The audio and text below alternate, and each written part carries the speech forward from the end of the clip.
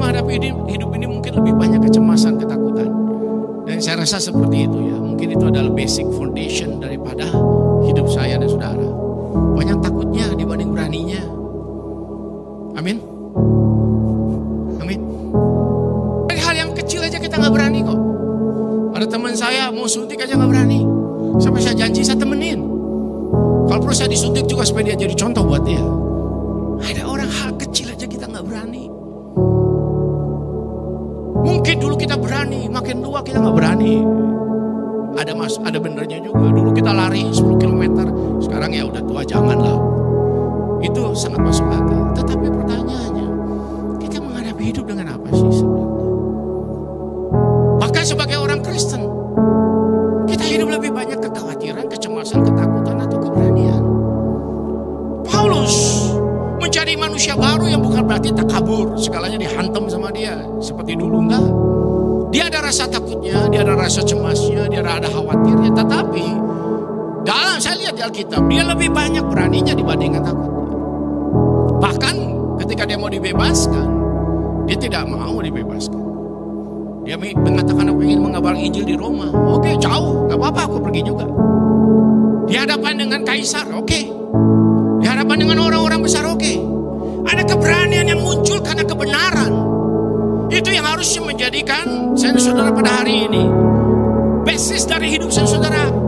Karena saya dan saudara punya faith, iman, bukan ketakutan. Hidup ini cuma sekali. Kalau saya dan saudara hidup penuh ketakutan, maka ketakutan akan menjadi Tuhan kita, bukan lagi iman. Saudara, saya membaca Ibrani 11. Setiap kali saya baca bagian itu, we live by faith. Dan iman kepada kebenaran Allah harus membuat kita berani. Sekali lagi, tidak berarti nekat. Tapi kalau sampai tidak ada absen daripada keberanian, mungkin perlu kita tanya, are we living as a Christian atau tidak? Seorang bernama Brent Baldwin berkata begini, sebenarnya ada banyak keuntungan kalau saya dan saudara berani.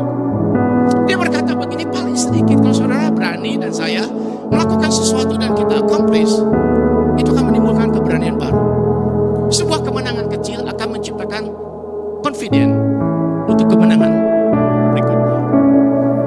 Ada seorang ibu yang kasih tahu sama saya, anaknya mau studi ke luar negeri jauh.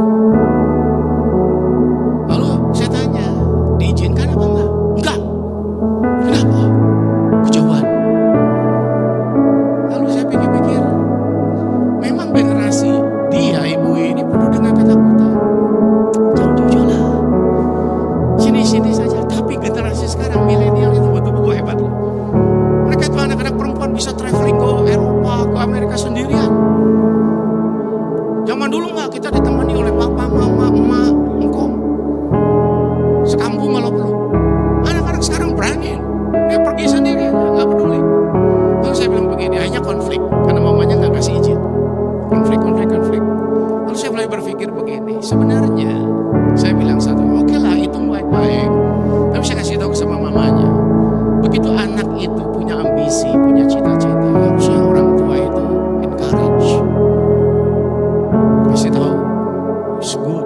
Tapi kan lebih enak begitu. Jangan semuanya dibilang nggak boleh ini, nggak boleh itu. Jadi apa anak ini? Sedangkan di depan itu tantangan tuh nggak makin kecil, tantangan itu makin besar.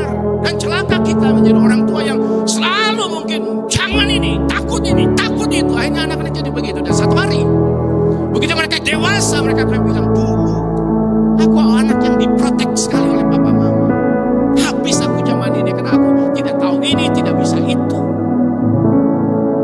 Zaman ke depan akan menjadi zaman yang sangat challenging. Kalau kita tidak mengubah sikap kita, kita tidak akan punya confidence lagi. Makin lama kita tidak punya confidence. Anak-anak kita tidak berani lagi. Bisnis pun gak mau, gak bisa. Karena selalu ditakut-takutin. Yang kecil aja gak boleh. Apa habis dia? Karena di depan persaingan akan jauh lebih hebat. Brent Baldwin berkata, banyak akhirnya orang akhirnya gak berani, akhirnya hidup dalam comfort zone. Udahlah. Maka orang hari ini suka bilang begini, strawberry generation. Anak-anak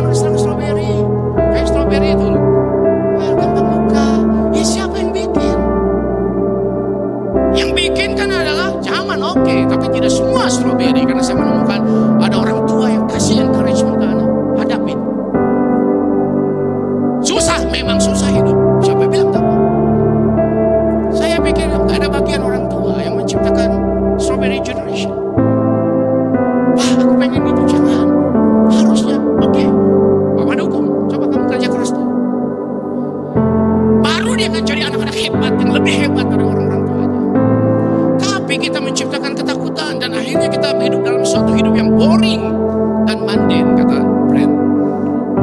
Hidupku kayak gini terus, biasa-biasa aja. Orang lain kemana, kita masih di sini. Akhirnya kita hidup dalam limitasi kita. Limitasi yang saya saudara ciptakan, yang kita create sendiri sebenarnya. Segini aja, gak usah lah, nikmatilah. Dan akhirnya kita tidak growing juga, akhirnya kita gitu-gitu aja. Dan kita mulai menemukan diri kita itu penuh dengan keraguan.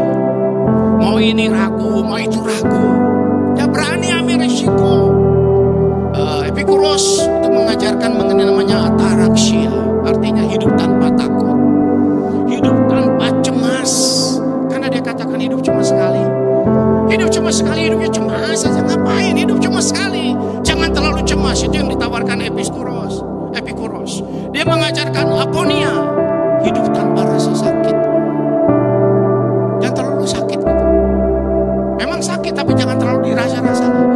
Kalau disederhanakan.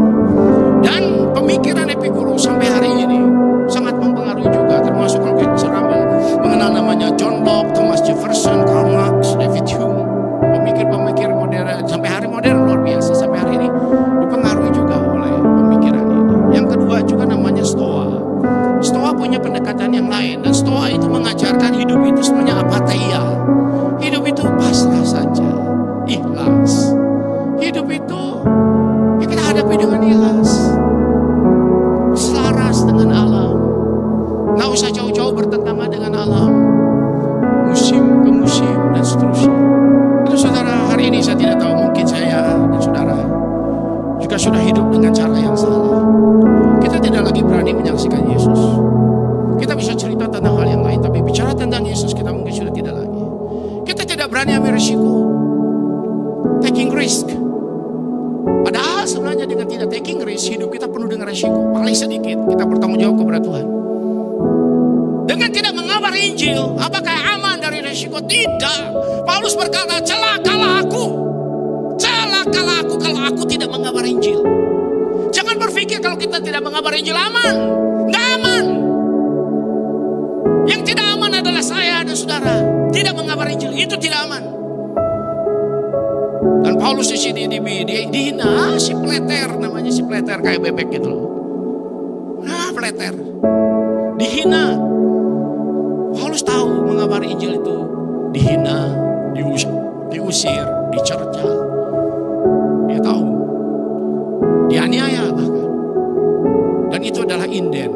Kalau saudara hidup sebagai orang percaya yang serius dengan Tuhan, dengan Injil, dihina, diomongin, dijelek-jelekin, diusir, mungkin digebukin juga, itu adalah inden.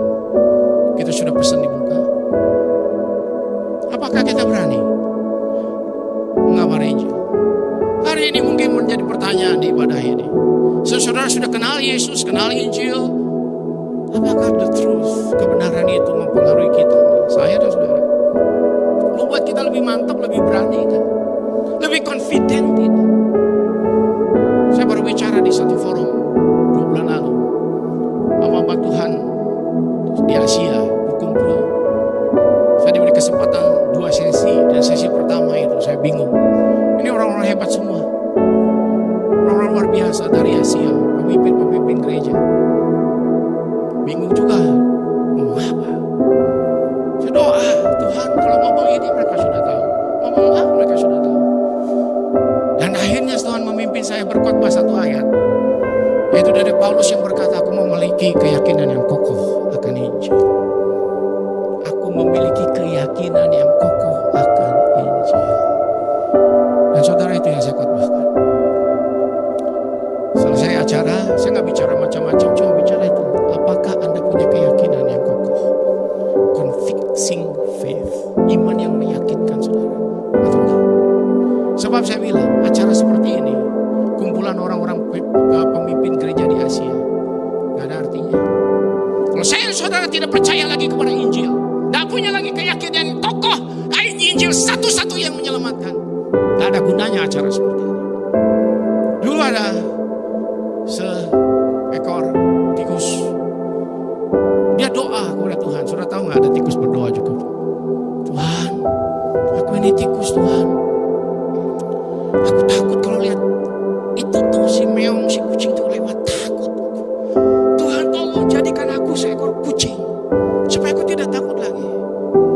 Akhirnya Tuhan jadikan dia kucing. Tak, tikus berubah jadi kucing. Wah, dia di tengah-tengah kucing berani dia. Tapi begitu dia lihat anjing, takut dia. Lalu dia doa lagi, saudara sekalian, dia ikut persekutuan doa kucing-kucing dan akhirnya dia minta jadi anjing. Dan Tuhan jawab. Dia jadi anjing, wah gagah dia lihat kucing, takut semua kucingnya. Tapi satu kali dia lihat singa, takut lagi. Akhirnya dia berdoa, Tuhan, Tuhan. Tapi kali ini Tuhan udah mulai kesel nih, dari tadi gitu, gak berani melulu. Hanya dia 2 puasa, ikut kebaktian doa 2 kali, Selasa dan Sabtu. Akhirnya Tuhan jawab, dia jadi singa, saudara sekalian. Setelah jadi singa, wah dia mengaum kemana-mana. Tapi satu kali dia lihat manusia bawa senjata, dia takut sekali. Dan dia berkata, Tuhan, ini tolonglah, ini gawatlah, tolonglah. Ya Tuhan berkata, Nggak, karena singa dipanggilnya singa, Nggak. Ini loh Nggak, dulu waktu kamu tikus kamu takut, waktu kucing kamu juga takut, sudah jadi anjing kamu juga takut, jadi singa juga kamu tidak, sudah tak, kamu jadi raja hutan, raja di atas binatang-binatang kamu juga takut. Saya tidak izinkan kali ini, kata Tuhan, karena percuma saja. Kalau saya jadikan kamu manusia, kamu akan jadi manusia yang sama, pengecut, tidak berubah. Karena kamu akan menjadi seorang yang akhirnya kamu manusia, tapi hatimu hati seekor tikus. Karena itu yang tidak berubah. Orang memang butuh Yesus. Anda butuh Tuhan. Semua orang butuh. Semua orang akan mati. Dan celakalah kita kalau kita tidak mengabari Injil, tahu-tahu dia mati. Kita nyesel, kita getun. Kenapa ya? Tadi ada kesempatan, saya tidak kasih tahu. Saya dan saudara bersama guilty. Mea culpa, it's my fault. Salah saya, salah saudara. Kita tidak melakukan ini. Kita mengatakan, Tuhan memang aku hatinya tikus. Kita mesti doa juga, Tuhan jadikan kucing, tapi dengan hati seekor kucing. Jadikan aku seekor anjing, tapi hati seekor anjing. Jadikan aku singa dengan hati seekor singa. Dan aku jadikan aku manusia dengan hati seorang manusia. Jadikan aku rasul dengan hati seorang rasul.